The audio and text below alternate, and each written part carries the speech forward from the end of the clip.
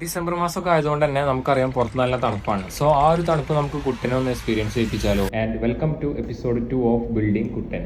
So temperature detect ചെയ്യാൻ വേണ്ടിയിട്ട് നമ്മൾ ഈ ഒരു സെൻസറാണ് യൂസ് ചെയ്യുന്നത്. സോ ഈ ഒരു സെൻസർ വെച്ചിട്ടാണ് തണുപ്പാണോ ചൂടാണോ എല്ലാം ഡിറ്റക്ട് ചെയ്യുന്നത്. സോ എന്തായാലും നമ്മൾ ഈ ഒരു സെൻസർ നമ്മുടെ ESP32 കണക്ട് ചെയ്തിട്ടുണ്ട്. ഇനി നമുക്ക് എന്ത് ചെയ്യണം, ടെമ്പറേച്ചർ ഒരു 25 ഡിഗ്രിയിൽ അടിയിലാണെന്നുണ്ടെങ്കിൽ നമ്മളെ കുട്ടൻക്ക് ഒരു എക്സ്പ്രഷൻ കൊടുക്കണം. ഫോർ എക്സാമ്പിൾ പറയുകയാണെന്നുണ്ടെങ്കിൽ തണുത്ത് വിറക്കുന്ന ആ ഒരു എക്സ്പ്രഷനാണ് നമുക്ക് സെറ്റ് ചെയ്തെടുക്കേണ്ടത്. ഗൈസ്, അങ്ങനെ നമ്മുടെ എക്സ്പ്രഷനും കാര്യങ്ങളെല്ലാം നമ്മളിവിടെ കോഡ് ചെയ്ത് സെറ്റ് ചെയ്തിട്ടുണ്ട്. ഇനി നമ്മളിത് നേരെ കുട്ടന്റെ ബ്രെയിനിലോട്ട് അപ്ലോഡ് ചെയ്യാൻ പോവുകയാണ്. അതോടുകൂടി നമ്മുടെ കുട്ടന് ഇനി നമ്മുടെ ടെമ്പറേച്ചർ 25 ഡിഗ്രിയിൽ അടിയിലേക്ക് വരികയാണെന്നുണ്ടെങ്കിൽ എന്ത് ചെയ്യും, ഇതുപോലെ തണുത്ത് വറക്കാൻ തുടങ്ങും. സോ എന്തായാലും നമുക്ക് ആ ഒരു സംഭവം ഒന്ന് ടെസ്റ്റ് ചെയ്ത് നമുക്ക് കുട്ടന്റെ എക്സ്പ്രഷൻ ടെസ്റ്റ് ചെയ്യാൻ വേണ്ടി ഞാനിവിടെ നമ്മുടെ AC ടെമ്പറേച്ചർ നല്ല രീതിക്ക് കുറക്കാൻ പോവുകയാണ്. ഇത് കുറച്ചിട്ട് വേണം നമുക്ക് ഇനി കുട്ടന്റെ എക്സ്പ്രഷൻ മാറുന്നുണ്ടോ എന്ന് നോക്കാൻ വേണ്ടിയിട്ട്. എന്തായാലും ടെമ്പറേച്ചർ ഞാൻ 16 മാറ്റിയിട്ടുണ്ട്. ഇനി നമുക്ക് ജസ്റ്റ് ഒന്ന് വെയിറ്റ് ചെയ്യണം നമ്മുടെ റൂമിന്റെ ടെമ്പറേച്ചർ ഒന്ന് കുറയാൻ വേണ്ടിയിട്ട്.